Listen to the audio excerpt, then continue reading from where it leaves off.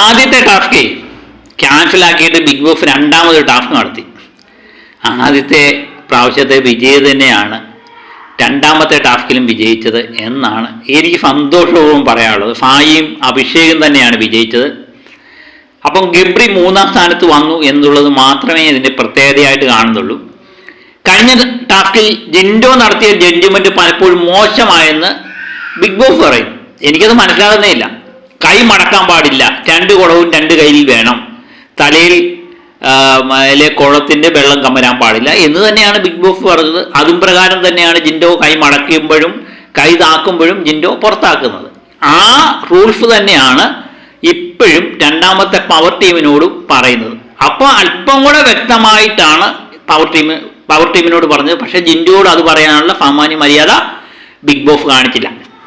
എന്തുകൊണ്ടാകാം ആ task cancel ആയത്? ഒന്ന്, എനിക്ക് തോന്നുന്നു ബിഗ് ബോസ് പവർ ടീമിലേക്ക് വരണം എന്ന് ആഗ്രഹിച്ച പലരും അതിനകത്ത് ജയിച്ചില്ല. അത് തന്നെയാണ് ബിഗ് ബോസ് രണ്ടാമത് നടത്തിയത് എന്ന് എനിക്ക് തോന്നുന്നു. അപ്പോൾ ഫായും അഭിഷേകും ഒരേ ടീമിൽപ്പെട്ടവരാണ്. ഈ പോയിന്റ് കൊടുത്തതിനും എനിക്ക് തോന്നുന്നു ഒരു പക്ഷാഭേദം ഉണ്ടെന്ന് തോന്നുന്നു. നമ്മുടെ അഭിഷേകും ഫായിയാണ് 1-2 സ്ഥാനങ്ങളിൽ ജയിച്ചത്. അവർക്ക് കിട്ടിയത് 2 പോയിന്റ്.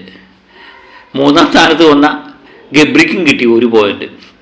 ഇതിലെവിടെ നീതി എന്ന് എനിക്ക് മനസ്സിലാകുന്നില്ല.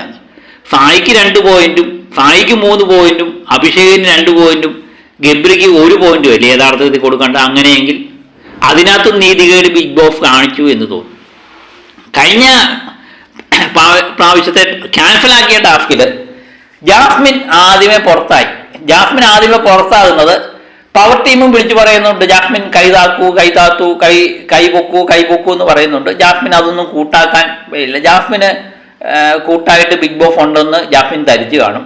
അങ്ങനെയാണ് ജാസ്മിനെ ഔട്ടാകുന്നത്. ജാസ്മിനെ ഔട്ടാക്കിയത് ബിഗ് ബോസിന് അത്ര രസിച്ചില്ല എന്ന് തോന്നുന്നു.